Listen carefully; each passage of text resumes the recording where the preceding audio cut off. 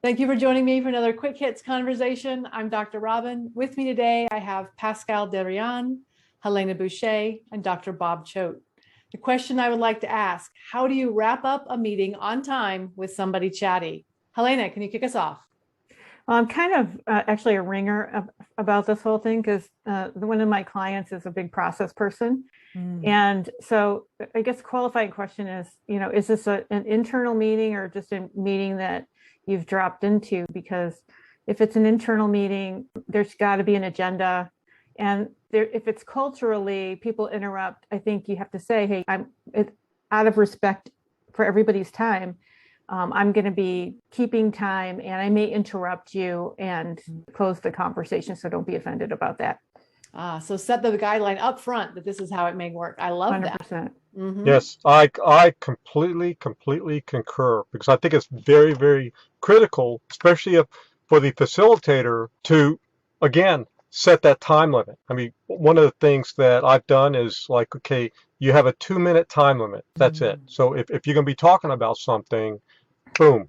And then once we hit the 2 minutes, I'm going to send up a notification. You're coming down to the 2 minutes. Can you please wrap it up? And the second thing is, I want to make sure that people get on point.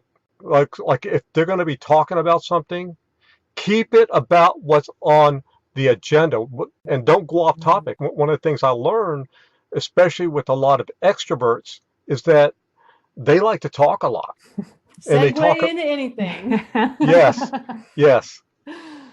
So I suppose as an introvert, actually, I'm a bit of a one-trick pony because I tend to apply the same technique to any situation, whether it's face-to-face, online. I take over the conversation and I just summarize the point just to show I have listened to the individual. And by doing that, I'm just signaling that actually it's the end of the conversation. It works pretty well. It's a technique which is used whether with the Samaritans, when you have on a distress call or whatever. So because to your point, Bob, sometimes people end up doing a second or third or fourth cycle of the same thing. So by taking over and summarizing and actually acknowledging what they have told you, I have listened to you. Here's the point. That's what you told me. Summarizing. Most of the people tend to lower their guard. It's been working for me now. I'm 6 foot tall, so maybe that's why. I don't know. So is that something where you interrupt someone to summarize? Like you? I would, time. I take over the conversation in a nice way, but I just say, just on that. So that's what you were saying, and I was just, that's what the time. To Bob's point, that's the time we have for. And I have listened, but you just want to make sure that the individual understand you have listened to them as well. So by summarizing that, okay, you're paraphrasing. It's a standard discussions technique that we use in leadership or any other situation, but it's applicable in various sets. So I've been using that for years. So when I saw the topic, I say, oh, for once, I know something about it. That's actually excellent because I'll get a chatty person, and then I would find the person who's probably the most quiet, and I would ask them, what do you think about that? And they're very good because they're really focused and they're very good at summarizing. They're probably the most introverted, yet they're really intent and they can grasp the concept way more than an extrovert can. I can definitely tell you, I had to learn that when someone says, well, I want to respect your time and let you go, that the right answer isn't for me to say, oh, I have more time, because I have done that. And they're trying to wrap up the meeting and I'm like, no, I'm good.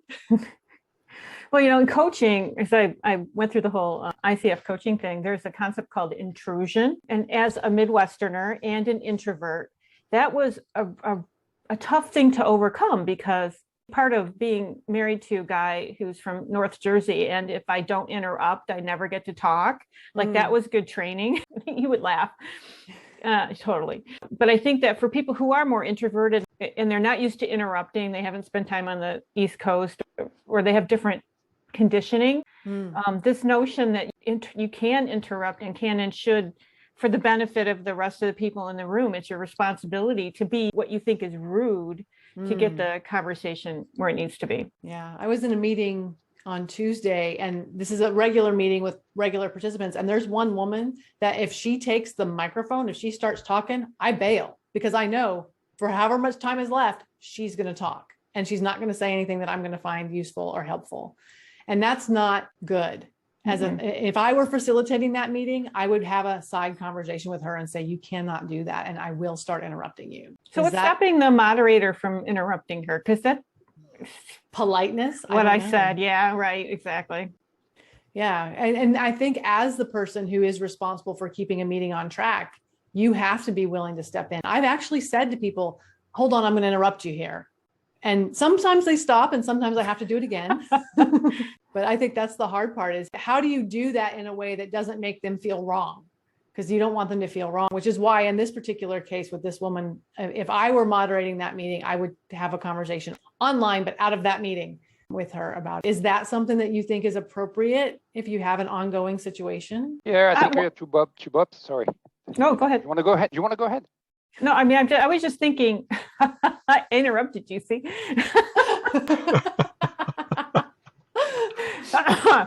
No, what I was going to say is that I'm in a situation now where it's a mastermind that breaks up into different things, and we kind of self-appoint moderators, and it's just out of control because the person who owns the meeting hasn't set up the guidelines.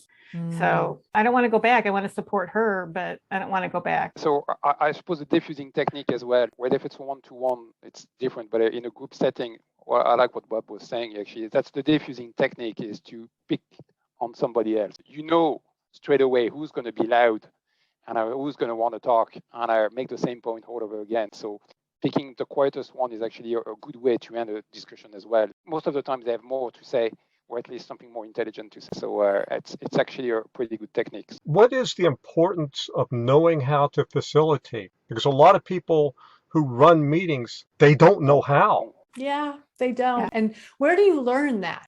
I mean, I obviously do it a lot. I have a lot of practice, but where do you learn to be a good facilitator? How does that happen? Yeah, I think it's like in my case, I learned from good facilitators. I observed in terms of what they were doing, and obviously I read a lot, so I want to get in terms of the information, and then I've been around on this earth for a long time, so my own experiences through countless meetings and running my own multiple businesses in the past and so forth has helped as well. That being self-aware, I think, is part of it. I know for me as an extrovert, I know I can take over a meeting, and I try to be very aware of that if it's not my meeting to take over. Oh, yeah. People are. Go ahead. Pascal, we're like on the same wavelength today. Oh, yeah, but that's the introvert. You stop at the same time. We're like synced up. Yeah. Oh, my goodness. Go ahead. But I think that's too. I think that people are lonely. I mean, I think that people that have a captive audience probably have something else going on in their life where they're not heard. And so they've got this, they've got these people in this room and they can't go anywhere, and they're too polite to shut them down. And so somehow they're getting some benefit from that behavior. Pascal, what were you going to say? I'm pretty sure I had something interesting to say, but I forgot. No, I'm sorry, Pascal. I do it all the time. You're fine. You're absolutely fine. What were we talking? We were talking about how do you learn to be a good facilitator? And short attention span, obviously. So practice makes perfect. I agree with Bob. I've seen some people doing really, really great jobs. So, I'm like a sponge. There's a training I've been doing for years, and I every time I have the opportunity to do it, it's training in communications. And even though people tend to tell me, I'm okay in communications, that's something I have always gone back, especially when I was in corporate, it was available almost every year. I used to go all the time because you pick up bad habits, you have blind spots. Sometimes you develop new blind spots, bias, and your perception sometimes of yourself is not necessarily what you think you are projecting. So it's often good, even when we're doing training through cameras and stuff like that, to say, really, that's how I come across. Oh, no, really. Yeah. I think it's a combination of three, but nothing does replace experience. You make a lot of mistakes before you get it right. Yep, that self-awareness, I think that is exactly how you become a good facilitator, is you learn and you practice and you have self-awareness. And that is our 10 minutes. So I am going to cut us off there. Thank you so much for having this conversation with me. And I look forward to speaking to each of you again very soon.